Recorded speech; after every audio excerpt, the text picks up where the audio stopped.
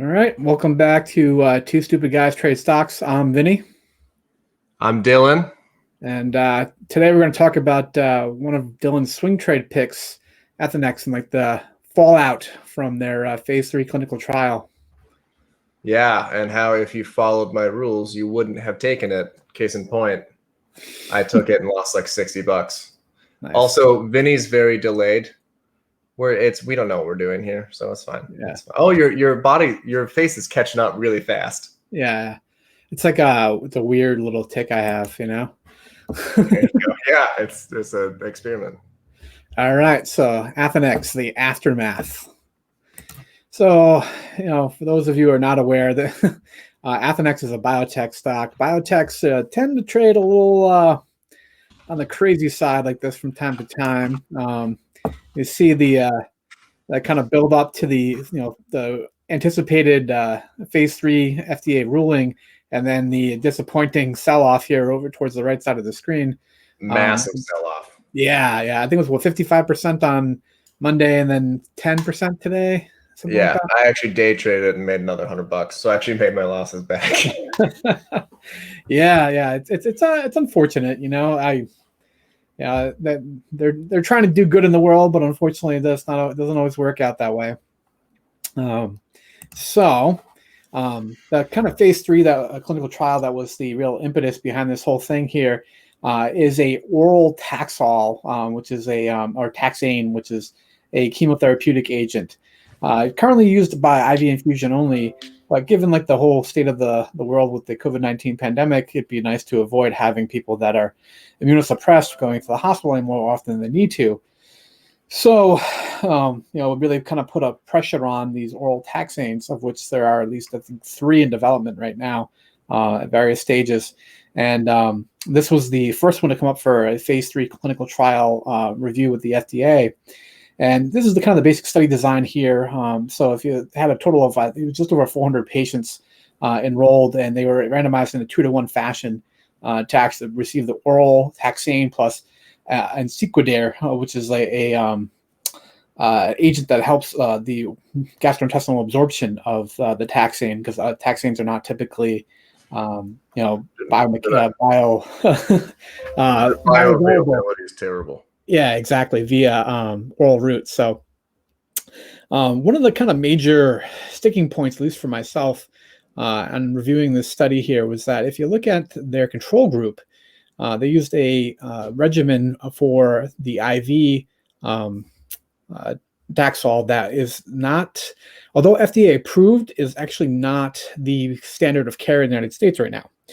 Nope. So if you're kind of familiar with the studies like this, is basically what they consider like a non-inferiority study, where you're proving that your medication is no worse than the standard of care.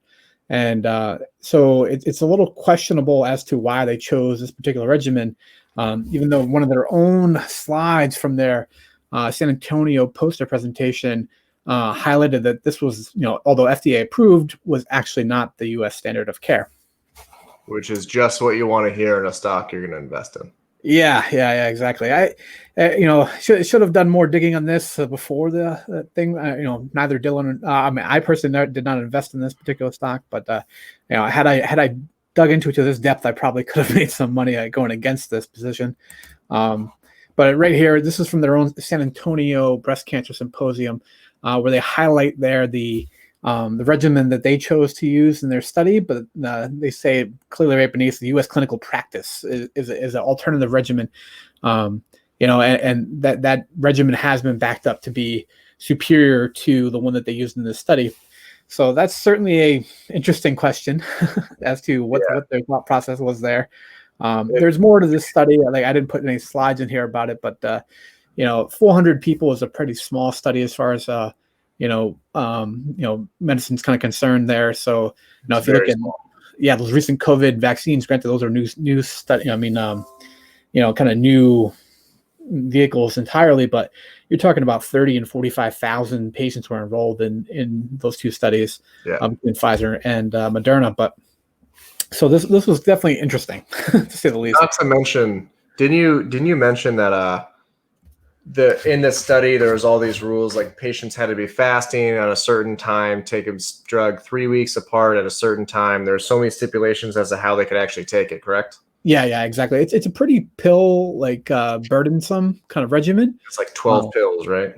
Yeah, and they have to be fasting for a period of time before and then after they take the medication. But I mean, I think many people would choose to do something like that over going for an IV infusion. I think the data on their patient compliance was actually decent.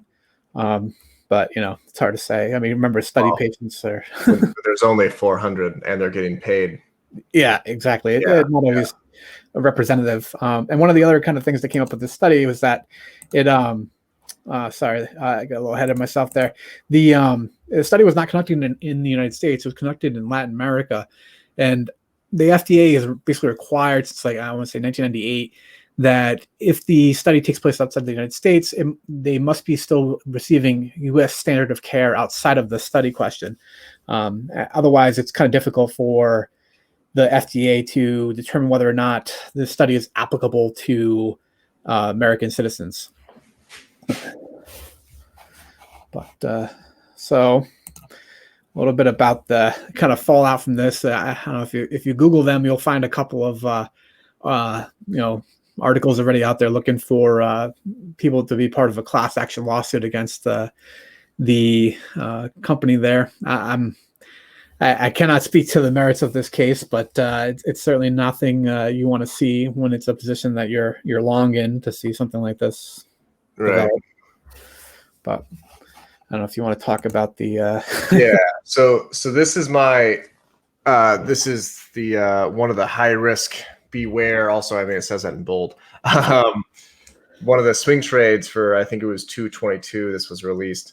So I mean, if it's capitalized right there, it says if it holds the 200 SMA. So I actually took this trade, but I stick to my rules. They're my rules. That's why I do that. And not many people have watched the video of my rules, but I took it at 12.10 as the market opened, and then sold at 11.75. I think I lost $50.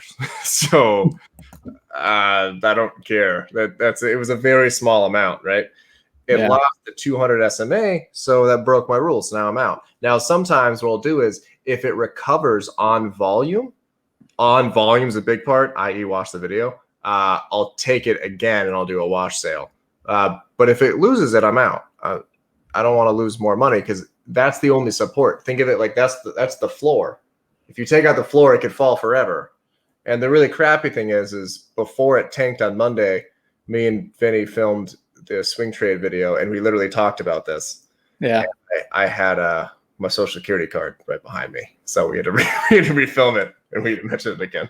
But we had some comments saying that this is going to jump 50%, and that okay. I do also, if you lost money in this, I don't wish anyone would ever lose money. Obviously, I want everyone to be rich as hell. But if you're gonna take the trade, you got to definitely follow the rules here. So yeah. Also, it says don't catch a falling knife and must have a stop loss in bold. I don't know what else I can do on that one. Like I can't make the print bigger. It's tough, especially on like a low float stock like this. Like that's why I go with the stop loss. Yeah, I'll say it can move so fast that it can blow right through your stop loss. Yeah, but I mean, even if it does, you shouldn't lose more than 2%. So it gapped down overnight. So had you been in the trade, you were screwed. There's nothing you can do. But here, I'm showing show the chart, Vinny. Yeah. So here is when we launched the video. I took it here, and then sold at the open, 75. So it dipped down, and I'm out. Right? It came up, still didn't take the 200 SMA. I watched it. I saw it go above the 200 SMA here, but it wasn't following my rules from the other video, so I just didn't take the trade. And then we all know what happens. Boom, boom, right? It just tanks. So that's why it's really important to follow those rules. So yeah, I mean, I lost less than 0.01% of my account. Is that right? Less than 0.1? I don't know. I lost $50. I have like 60 grand. So if you lost money, it's definitely a bummer, but you gotta follow the rules here. Yeah, the other thing too is like, especially playing the biotech game, like you can make a lot of money very quickly, but you Lose need to take the time and due diligence to be reading through these studies. Like, Dylan and I, unfortunately, we're in a position where we're like, relatively medical literate, but it's tough. Like I would not be betting big on biotech companies unless you like feel confident reading the actual clinical data. Yeah. Also, if you're following a biotech company and you're like, oh yeah, they have a study coming out. All of them do. Yeah. That's how they make money. So every biotech company has a study out because they're all trying to release a product. So Yeah, exactly. if you see the word study, that doesn't mean anything. My one biotech play I've been in now for like a year.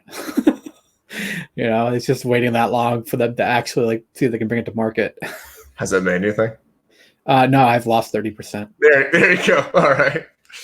All right. Vinny just got cut there, but Yeah. that is it. We just want to go over the Athenex. If you lost money, keep your head up. I've lost over 70% of my account 3 different times, and I'm still up. So you Yeah, just yeah, gotta exactly. buckle down. Yeah, it's important to stay in the game. Well, Yep. thanks. We want to give you guys a little update. We'll see you again on the next one. Have a good one.